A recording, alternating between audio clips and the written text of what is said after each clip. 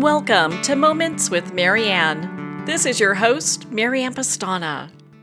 And we're here today with special guest, Michael Clinton, who's here to share with us his book, Roar, into the second half of your life. So are you seeing your industry dramatically evolve and you need to make some changes? Well, today's show is just for you. So Michael Clinton is the former president and publishing director of Hearst Magazine and is a current special media advisor to the Hearst Corporation CEO. He's also an author and photographer who believes that everybody should strive to live their fullest life possible, especially in the second half of life. Michael has traveled through 124 countries and has run marathons on 7 continents, is a private pilot, a part owner of a vineyard in Argentina, and has started a nonprofit foundation. He holds 2 master's degrees and still has a long list of life experiences that he plans to tackle. So welcome to the show, Michael Clinton. It's so great to be with you. Thank you so much. I'm happy to be here. You know, what an honor it is to have you here and to talk about this book. You know, I just absolutely loved reading this book. There was so much great information. What inspired you to write this? Well, the book, as you know, is called Roar into the Second Half of Your Life. And, if you're 45 or 50 or 60 and you're healthy, you have a really good shot of living to be 90 and maybe even 100, if you're healthy and you take care of yourself.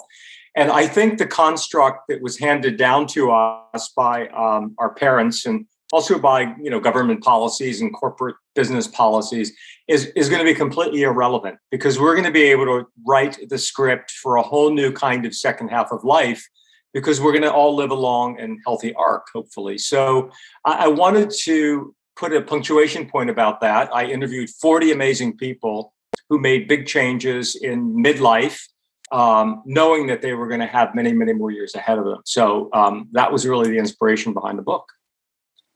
Well, I know ROAR is an acronym too, and I'd love for you to share that with our listeners. Yeah, thank you. It's a 4-part process. The first R is reimagine yourself before others do it for you, because, life happens. People get laid off, partners leave, you might have some kind of a natural disaster in your town or city that affects, what your future is going to look like. So think through the reimagination process and reimagine your favorite future. A lot of that is visioning, and in the book there are a lot of resources and tools as to how you can do that. I call those people the reimagineers, by the way. The O is own who you are. At midlife, you've now lived 45, 50 years. You know a lot about yourself, and also in the past, you've made some smart decisions, some bad decisions, but just kind of own them and just move forward, and don't let those burden you down. So own where you are and where you can go from there, but also own your numbers. It's amazing to me, Marianne, how many people, when you ask them their blood pressure or their heart rate or just basic health fundamentals, they don't know those numbers. And, it's a bit of a cliche, but it is true that good health is the key to everything. So own those numbers, own your financial numbers, own your goal numbers in general, and own your strengths, your weaknesses, but also your failures, because failures are life lessons. The A is act on what's next for you. Be courageous. Make an action plan. One of the chapters is all about life layering, which is a great concept that I put into my life, many, many years ago, that I'm sharing, and as well as the stories of the people in the book. And the final R is reassessing your relationships. And, in order to move forward, to make a change in however you want in whatever area you're in, you need the support of family and friends and colleagues and community. They're the ones who are going to help facilitate where you want to go. So surround yourself with your posse, the people who are going to really help you, lift off into a new direction that you may want to take. So it's a 4-step process. The book is, as you know, is accessible and readable and action oriented. So, that's the construct. Well, I really like how you put all that together. And when you talk about reimagining ourselves, I think a lot of people are going, well, how can I even do that? Where do I get started? Yeah. Well, first of all, you have to start by saying, where is it that you want change? And it's interesting. I interviewed a woman in the book, Michelle, who decided to have a year of change and change everything: her profession, her personal life, her lifestyle. That's a big order. But sometimes you just focus on one thing. So, for instance, if you are 45 or 50 once again, and you want to change, you've worked in a particular industry and you want to change that industry or that career, you have to do the work to do that.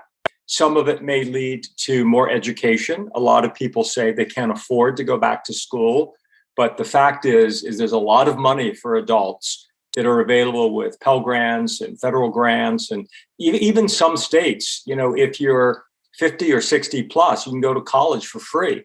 So there are lots of ways that you just have to spend the time and do the homework and focus on what it is that you want to do. So my recommendation is pick one thing, become an expert in change on that thing, and then use those skills for future changes in the later years. Well, I'm sure you get people saying, gosh, I really don't know what I want to do, and change is scary for me. So, I mean, how do you address those people? Yeah, change is scary. I think, we have to pull it apart and ask why are we putting a barrier in front of us? I did an interview with a psychologist, Dr. Anastasia Parsons, in the book, and she said a lot of people, as they get older, they have what she calls negative self-talk. And negative self-talk is, well, I didn't do this, or I could have done that, or I might have done this, and we work ourselves into a box, and we have to work ourselves out of that box with, ways that we can move it forward. And part of that, how do you do that? Part of that is, I'll go back to the visioning idea. I personally keep a year-long journal, and I check it every month to see how I'm progressing on my goals. And that is a great tool for many people. And there are many other tools that are in the book. And the other thing is breaking down why it is that you think you're fearful, and finding the courage to take that first step in a new direction. Oftentimes that first step is the hardest, but once you get on that track, it's amazing how it sort of flows forward. So identify why you're afraid to make the change, and then, break it apart, and then take that first step. Well, I think that's such great advice. I mean, especially when we're looking to reinvent ourselves in ways that, maybe we haven't been able to do in the past. And I really appreciate, in your book, you talk about being our true selves. And I'd love for you to share why that's so important. It's probably the biggest theme in the book, in that being true to ourselves and our own North Star is what will bring us fulfillment and satisfaction. And I think what happens as we move into adulthood, we put a lot of our goals and dreams on the side. And there are some good examples in the storytelling in the book. We all know the famous story of the friend who wanted to be an anthropologist, but their parents talked them into being a dentist, or doing something more practical, where they could build a more practical career. In the book, there's a gentleman whose father said, I'm not going to pay for your college unless you study business. And this fellow really wanted to be a social worker and be in the social justice space. And at 50, after a successful 25-year business career, he kind of had a meltdown. And he said, I what am I doing here? I've abandoned myself. I've abandoned my dreams. And he went through a whole reinvention process, and he's now working in that space. So I like to say to people, if you're struggling a bit, did you get off track in terms of who you are and what you wanted to do and who you wanted to be? And, is it time for what I call a rewiring of your life? Because you have a second chance. You have a lot more time in your life. You can make the change to course correct so that you are being more true to yourself and your particular goals. And that's where the people come in, the reassessing of your relationships, because they're the ones that are going to have to support you as you say, I need to do this for myself. And I think a lot of I've talked to a lot of mothers who've become empty nesters and who are spent a lot of time raising their children, sometimes in the workforce, sometimes not. And they're sort of going through this process of, I have a lot of me time now. And what do I want that me time to be? And do I reclaim something or do I start something new? And so I think there are times in your life where you go into this introspection. And the being true to yourself is really the key thing. Yeah, I have a lot of friends going through the same thing. And it's interesting. I was talking with one last night and she was telling me, gosh, I don't know what I'm going to do. So I'm just focusing on her production work. I was like, oh my goodness. But at least it's good to have something to really focus on, when those things come up. Yeah, I think, a lot of what I found with these reimagineers is it took a year or so to really develop the solid thinking and also the practical plan to put it in place. So I would always recommend, don't worry if you're not making that decision, in a week or a month or 2 months, but just get on the course and constantly be thinking about it over time and identifying what it is that you think you want to do. It takes time. And then, of course, there are lots of practical elements that go into it in terms of everyday practical things. So it is not something that just happens overnight. You've got to really put in the brain power and the sweat equity on it.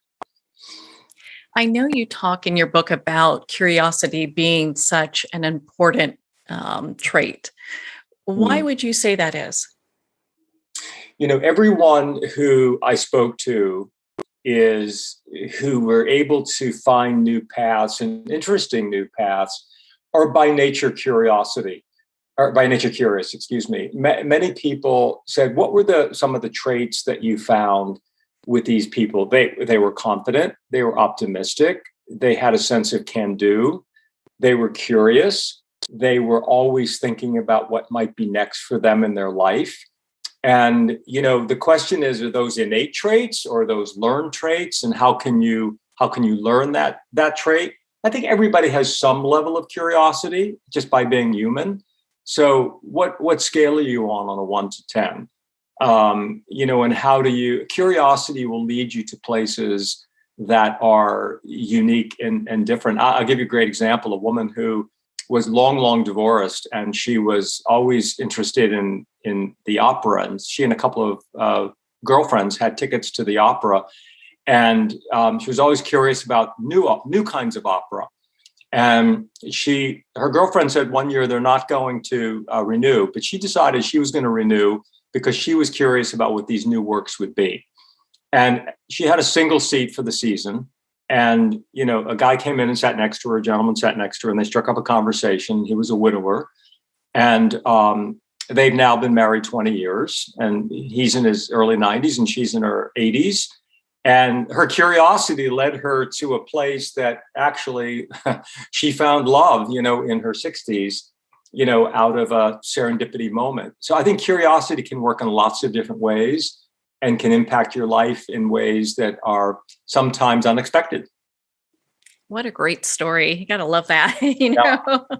All these synchronicities that kind of just, pay off, and curiosity is such a great way of getting there. You've done so many interviews. What's like one that really stands out for you? I think one that I really loved was a woman named Stephanie, who was a long time book editor. She studied English in college. And at the age of 53, she decided she wanted to become a doctor, which, as you know, is a long journey. And she went back to school. She, by the way, found fellowship money and scholarship money. She went back to school and took biology and chemistry and organic chemistry. She applied to American medical schools and she basically, the undercurrent was that she was too old, which is a whole other topic about ageism, which we can get into. But she found her path through going to Caribbean medical school. She finished medical school. She came back. She did her, residency, et cetera. And then she's in her early 60s and she's a doctor. And she said, I could be a doctor for 20 years. And that's a great run. But what was interesting is during the process, she also went through a divorce. She had many barriers thrown in front of her, but she kept the course. She found ways to fund it, and she got to her goal. And she was just focused and relentless. And to me, it was a great story of courage and a great story of commitment. And, she's now going to be working in a field that she dreamt about when she was a young girl.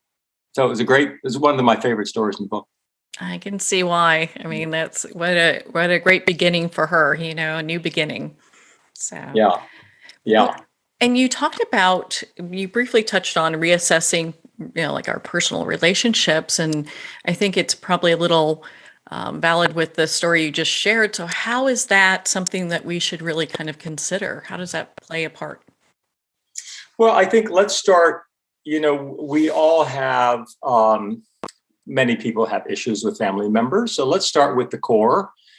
Sometimes you have a tough relationship with a parent, even as an adult, or a sibling or a child or an in-law. And, I think that you have to sometimes make some hard decisions that those people may not necessarily be, in your life. And that's a tough decision because it's family. But if it's a toxic relationship, you have to sort of acknowledge that. If it's irreparable, it is something. I mean, my own mother, did not have a relationship with her mother for almost 20 years until they finally found some common ground. But those are important things because the ones who are closest to you are the ones who are going to affect you most directly, whether it is supporting what you want to do or not. And so I think you start there. Then you go with friends. We all know friends that we had in our early 20s who 25 years later, they've sort of, the expiration date is on that friendship. And throughout our lives, we have to constantly be making new friends and identifying new people who are going to help us. And sometimes you have to make the decisions that those friends that you've had, are no longer going to be in your life because you've all changed. And then from there, you go to your work and your community.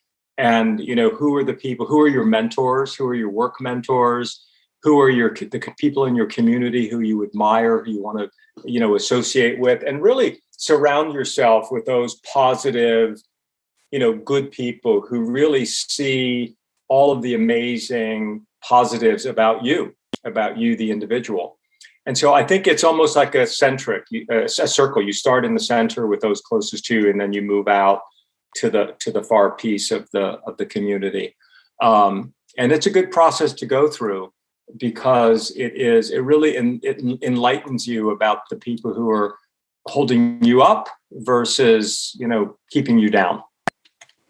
I think that would say a lot about also of where a person's mentality is as well, if they have a lot of people around them that are a little bit negative.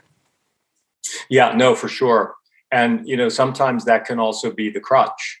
That can be a crutch because, it gets back to that negative self-talk. Well, I can't really go back to school because of XYZ, or I can't really change a career, or I can't really make a specific change because you're being held back by those negative forces that are in your everyday life. And so stepping out of that is really critical in order to move forward. Once again, think about this. If you're 60 and healthy, you may live another 30 years. So what are those 30 years going to represent for you? What do you want them to be? I like to say, go to 90 and then work backwards. What legacy, what contribution, what satisfaction, what imprint have you left on the planet and your family and your friends, and who is it that you want to be? I think, one of the great exercises, go to 90 and write your obituary. What have you done? And I think that puts a lot of focus for people because it identifies what it is that they want to do in their lives. And if you got 30 more years and you're 60, let's get at it. The old notion of, retirement as it's been defined is irrelevant today because of the long arc that we're going to live. So, but once again, you got to be, healthy and take care of yourself in order to have that kind of healthy life. Yeah, thank goodness for that, So, and it's interesting when I look back in my childhood, I can remember people who were 50, 55, and they were just like ready to be done, it's like, Yeah. and things have changed so much, thank goodness. Well, think about this. In 1940, the average life expectancy was in the low 60s. And so you're right. I mean, the notion of retirement and Social Security and all that was created in the 1930s.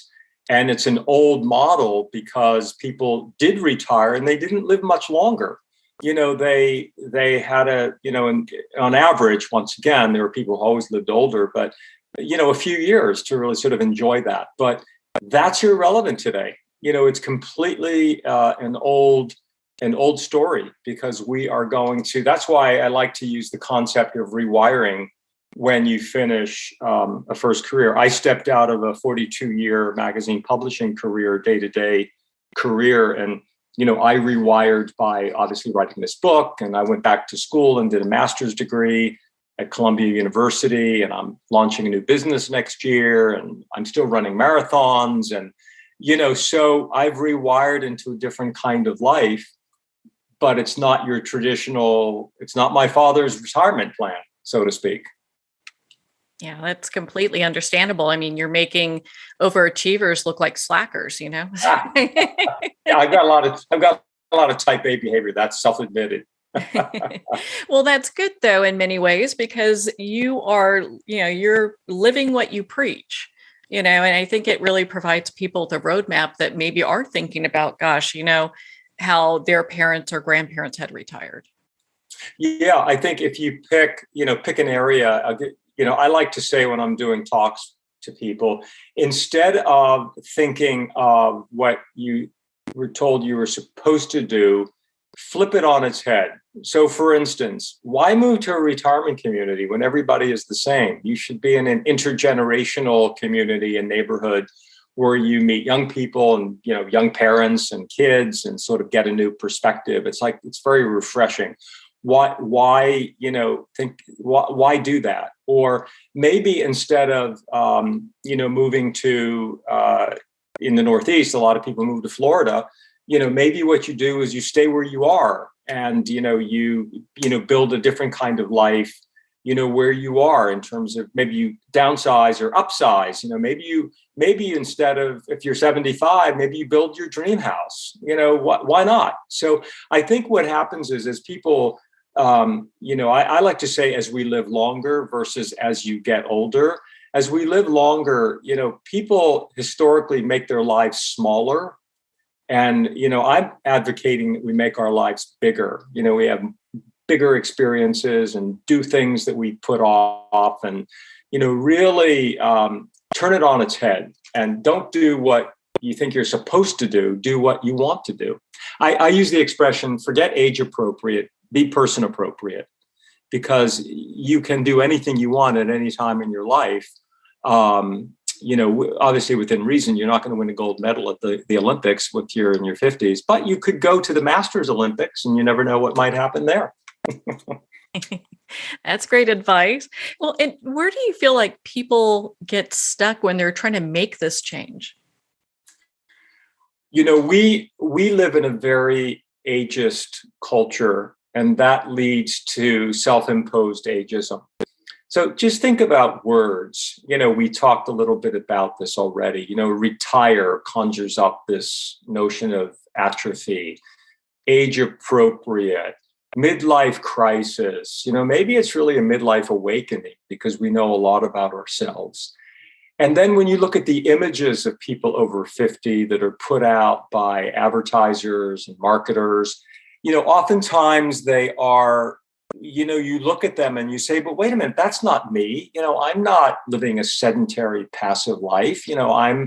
I'm active and I'm technology savvy and I'm starting a new business or working in the nonprofit sector. Like we're the people that look like me. And so I think in our culture, the reinforcements that we get are those that are have an ageist undercurrent, and we have to fight back against that, because we're gonna redefine what a second half of life can look like. And those after us, by the way, life expectancy is going to continue to grow. There are projections that by the year 2100, there will be 5.3 million people 100 years or older in the United States. So, while the average life expectancy today is almost pushing 80, it's going to continue to grow. And our kids and our grandchildren are going to have, seeing a 100-year-old is not going to be a novelty. So we need to have new words, new language, new images, because those things are the things that will give us the freedom to say, I can do this. So a lot of it is self-imposed, quite honestly, Marianne. Yeah, I really appreciate in your book, you talk about self-forgiveness being such a great piece. And I would think that people really get stuck there. Yeah, we all know that person who is still complaining about how their, high school boyfriend or girlfriend, dropped them. And they're, by the way, 45 years old, right? And so, it's kind of, we get stuck in these old things that really aren't relevant to our lives anymore. So, how do we let it go and just say, that was that, and things happened, and that forgiving yourself for a bad decision or releasing yourself from something that you might have, said or done or thought is really important in order to move forward. Like, why fester on it? Why fester on it? Yeah, why keep focusing on something that's really in your rearview mirror instead of looking at what's ahead and what can be done? Yeah, no, right, exactly. Absolutely. Well, and you had talked about life layering, and I know our listeners are probably going, okay, what's that? And why would I do that? Well, it's one of my favorite chapters in the book, because I started the process myself when I was 39 years old. And I thought all I was doing was working, and I was a really boring person, and I needed to have a little bit more multi-dimension in my life. So I decided that I was going to go climb Mount Kilimanjaro in Africa with a group of family and friends. I was going to go to race car driving school, and I was going to take a flying lesson, because I had always been my boyhood dream. And I became a pilot, and I've climbed many mountains. And what I realized is that my 40s, and my self-proclamation was my 40s were going to become my adventure years.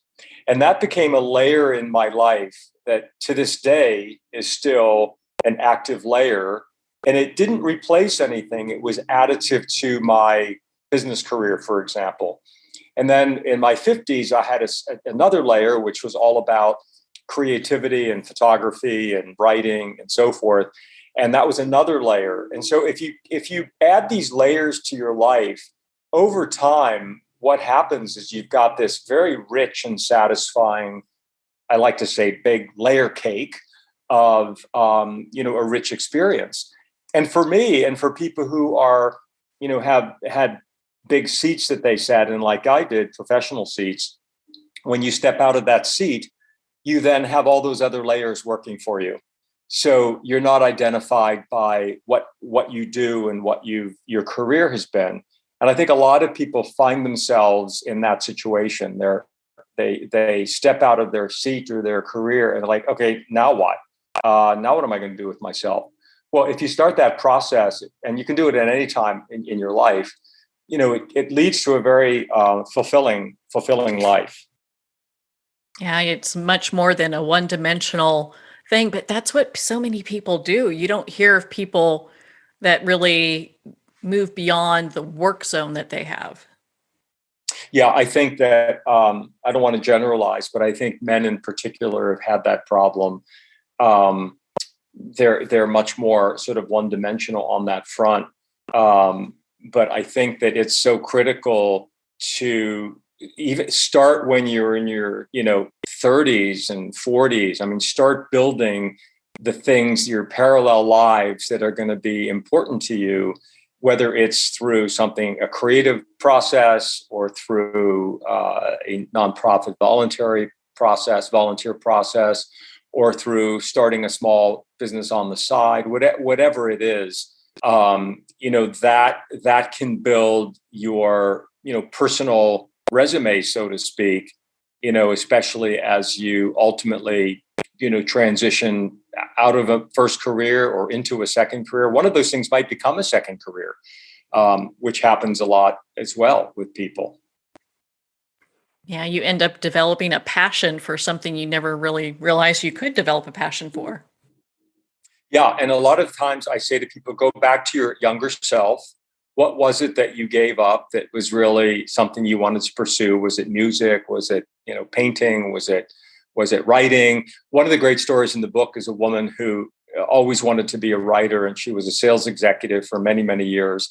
And when she was in her mid 50s, she decided, okay, I'm going to really focus on this now. And she started taking a lot of courses and seminars, et cetera. And she started writing, and she wrote her first novel.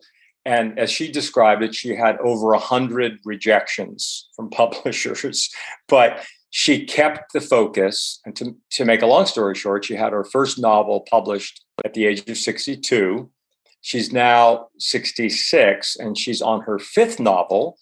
And she is, she says to the world, I'm going to be a novelist for the rest of my life.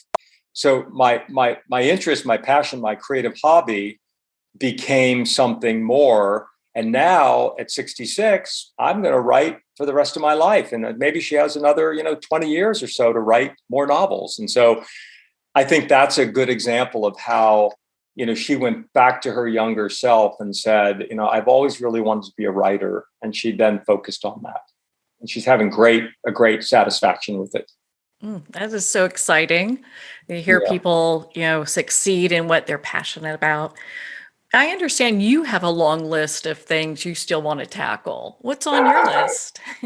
What's on my list is, when I studied this course at Columbia University on nonprofit philanthropy, I learned about social purpose businesses. And these are businesses that have a double bottom line, both profit and purpose. And I'm focusing on trying to get into that space next year with a couple of business ideas, because I think it's important for all of us to give back in lots of ways. I serve on multiple nonprofit boards. I have my own foundation. I've had a lifelong commitment to giving back to the community, and we all have to do that in whatever way works for us individually. So I want to do more of that. I want to do more giving back, more entrepreneurialism. I'm going to be out. I'm out on a tour with this book. So I'm still going to run another marathon. I'm going to still go. I've been to 124 countries, Marianne, and I've got a list of others that I want to go visit and explore. I just took the 8 family members, the kids and younger kids, to Ireland for this summer for a couple of weeks, because our family is Irish on my father's side. I want to expose more of the younger kids in the family to new things. So I could go on and on and on, but it's that level of engagement and curiosity that keeps me going. And it sounds like you're building that for the next generation too. Yeah, definitely. I mean, we have in my family, whenever one of the kids turns 16, they get a trip to Outward Bound. And, that's a great leadership course for young people and for adults. But I think, what I like to do is to, serve up experiences to the next generation, and then let's see what sparks, and that could be everything from athletics, like a ski trip or an Outward Bound trip, to something that is more cultural, in terms of taking them to their first symphony orchestra performance, or it's so great to watch young kids sort of spark to what it is that interests them. Our 11-year-old who took his first trip to Ireland, and we took him hiking into the beautiful hills of Ireland, and he was just dazzled by it. And so I could see already that this is something he's thinking about for his future. So that gives a great reward to see that happen with younger people, but also people of all ages. So, I think that's another form of giving. Oh my goodness, Michael. I mean, we can talk forever on your book. I really had great appreciation for everything that you wrote in it. I felt it was very impactful. Where can our listeners connect with you, be part of your community, and learn more about your work? Well, thank you for asking. There's an author's website, roarbymichaelclinton.com. I'm on LinkedIn under my name, and also Twitter under my name, and Roar has its own Facebook page. And if you go onto the author's website, we're going to start a newsletter so they can sign up there to start building a community for the Roar message, the positive Roar message. And, the book is available in print, on Kindle, Audible. So whatever flavor you like, and it's on every platform from Amazon to Barnes & Noble to your independent bookstore. So we're out there. The book launched in September. So we are very much out getting this important message out that you can have an incredible second half of your life if you step back and think about all the possibilities for you as an individual. Well, Michael, thank you so much for taking the time to be on the show with us here today. It was such a great pleasure to be with you, Marianne, and thank you for inviting me, and get ready to roar. Well, thank you, Michael. It's been such an honor to spend this time with you and to talk about your book, Roar, into the second half of your life. Roar is available at Amazon, Barnes & Noble, and all indie retailers. And remember, support our indie bookstores. Well, we're at the end of our time today. I'd like to thank everyone for tuning in. You've been listening to Moments with Marianne, where we make every moment count.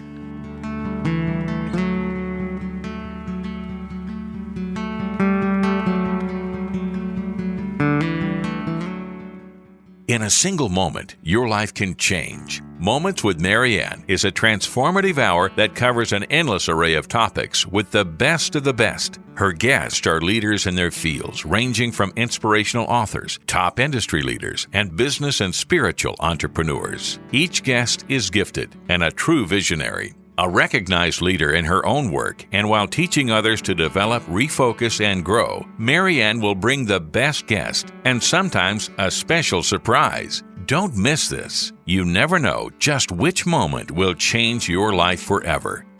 Make sure to tune in and visit momentswithmarianne.com for more information.